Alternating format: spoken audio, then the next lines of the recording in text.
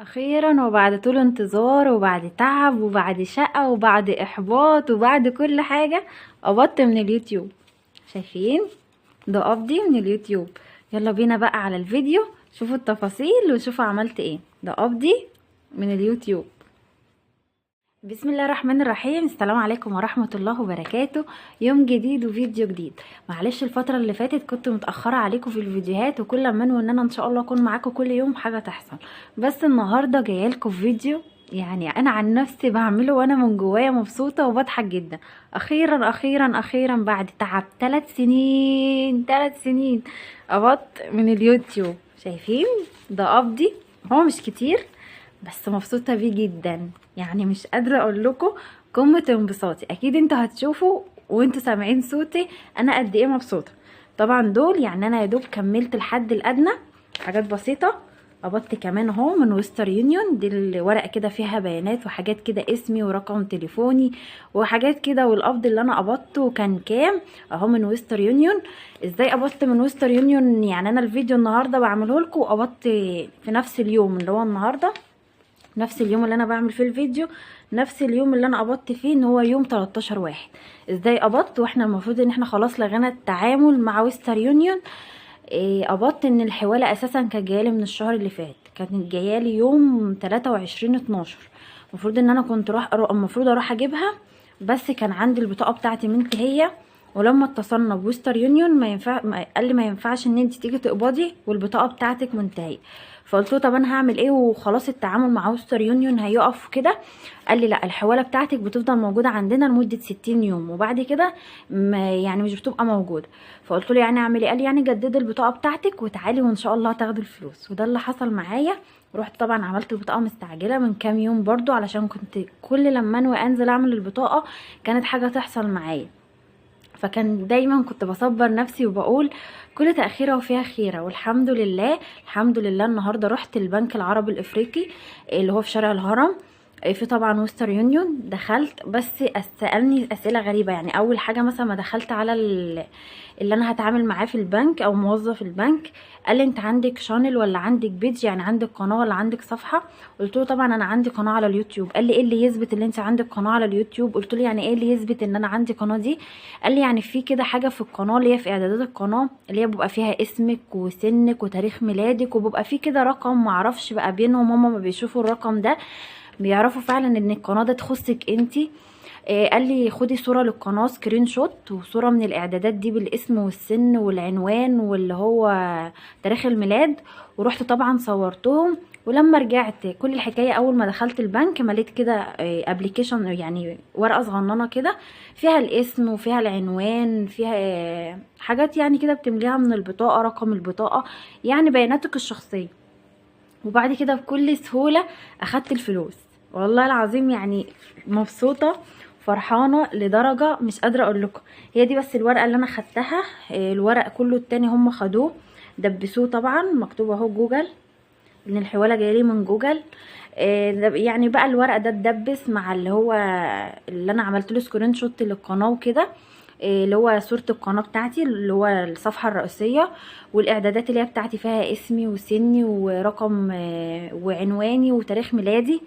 وده كان قبضي لكل بقى يعني ايه حد بيجيله احباط. جالي احباط كتير، تعبت كتير، ما همش كتير زي ما انا قلت لكم، بس تعب وشقة 3 سنين. شوفوا بقى اما تعب وشقة 3 سنين كده يجولك بتكوني عاملة ازاي، بتكوني مبسوطة قد ايه. عن نفسي مبسوطة جدا، يعني مش قادرة اقول لكم قمة الفرحة والانبساط. عايزة اقول لكل حد في يوم من الايام احبطني وقال لي كلمة زعلتني، قال لي ايه اللي انت بتعمليه ده، لكل حد فعلا في يوم من الايام ما حفزنيش بكلمة حلوة، حسسني دايما ان انا اللي انا بعمله ده غلط او عيب، بس هو لا غلط ولا عيب. يعني مبسوطة وفرحانة، وده نتيجة تعبي ونتيجة نجاحي. الحمد لله وصلت له. بتمنى ان يكون دي دفعة وتكون مثلا دي بداية النجاح. يمكن بقول بقى كده زي ما بيقولوا يعني النحس يتفك بقى ونقبض كل شهر. بتمنى كده يعني، وبتمنى ان ربنا يقف معايا. مبسوطة، حاسة ان انا من جوايا عايزة اطور في القناة، عايزة اعمل حاجات كتير قوي عشان القناة تقف على رجليها. عايزة ابدأ اشتغل، عايزة ابدأ ادي حافز لنفسي ان انا اطور في القناه واخلي القناه فيها محتوى تاني او تقف على رجليها من ناحيه تانية. يعني عايزه اقول كلمه للقنوات الصغيره في اخر الفيديو: مهما حد احبطك ما تحبطيش، كملي طريقك. يعني هي كل الحكايه ان انا مش هقول لكم كل فيديوهاتي جايبه مشاهده، لا والله العظيم، هو فيديو او 2 او 3 او 4 اللي ربنا كرمهم في المشاهدات ورفعهم وجابوا معايا مشاهدات. مش هقول لكم ان انا سمعت كلام كتير احبطني، سمعت كلام كتير جدا احبطني، سمعت كلام كتير حرق دمي. إيه، ما كنت تتعبي في فيديو وتمنتجي وتنزلي الفيديو ومفيش نتيجه في الفيديو، فكنت اكيد بتزعلي، كنت بزعل من جوه. كنت دايما بقعد اصبر نفسي واقول له ان شاء الله ربنا هيعوضني خير، ان شاء الله ربنا الصغير بيكبر، ان شاء الله ربنا التعب ده مش هيضيعه. واخيرا ما ضيعوش. يعني انا مش فرحانه بالفلوس قد ما انا فرحانه ان انا عملت فيديو زي ده، ان انا تعبت وشقيت وبقيت اعمل فيديوهات ومنتج، اتحرق دمي، اتحرق اعصابي، تعبت، يعني شفت كتير. وده نتيجة الشقة والتعب. نتيجة الشقة والتعب، نتيجة حرقة الدم.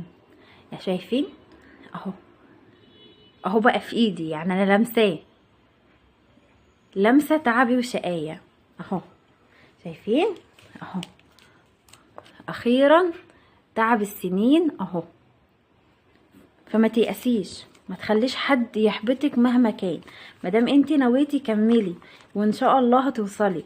وفي اذن الله تعبك وشقاكي برضو هيبقى بين ايدك، زي ما انتوا شايفين هيبقى تعبك وشقاكي بين ايدك. ففعلا رسالة مني ليكي: اوعي في يوم من الايام تقفي وما تكمليش حلمك، لا كملي حلمك ايا كان. الحلم في يوم من الايام هيبقى حقيقة. واتمنى ان ده ما يكونش اول شهر او اخر شهر هقبض فيه. اتمنى ان شاء الله ليا ولكل القنوات الصغيرة اللي نفسها تفرح زي كده النهاردة تفرح. اتمنى ان انتوا تقفوا على رجليكم، واتمنى في حاجات كتير تحققوها.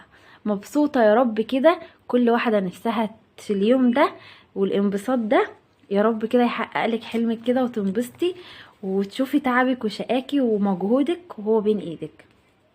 مش الفرق في الفلوس او في المعنى بتاع الفلوس، لا بالعكس، الفرق ان ده انا تعبت بيه وشقيت بيه، فعشان كده فرحانة جدا جدا ان انا اول مرة امسك مبلغ زي ده بحاجة انا تعبت بيها فيها وشقيت فيها.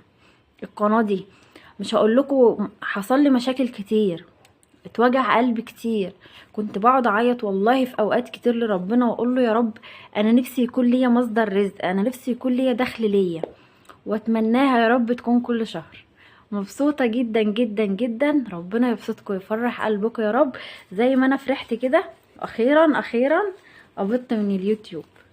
عقبالكم كلكم يا رب.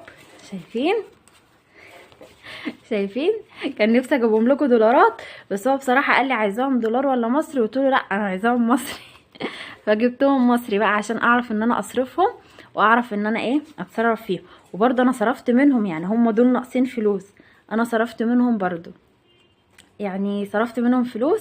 فيلا كده فرحوني بقى باللايك والاشتراك في القناه، وان شاء الله هقدم لكم حاجات كتير جايه باذن الله. والفيديو ده باذن الله هيكون حافز قوي ليا جدا ان احنا نكمل الطريق مع بعض باذن الله. يلا هتوحشوني جدا جدا، ما تيأسيش وخلي عندك امل، واهم حاجه اصبري. بعد الصبر باذن الله فرق كبير جدا جدا جدا. يلا السلام عليكم ورحمه الله وبركاته.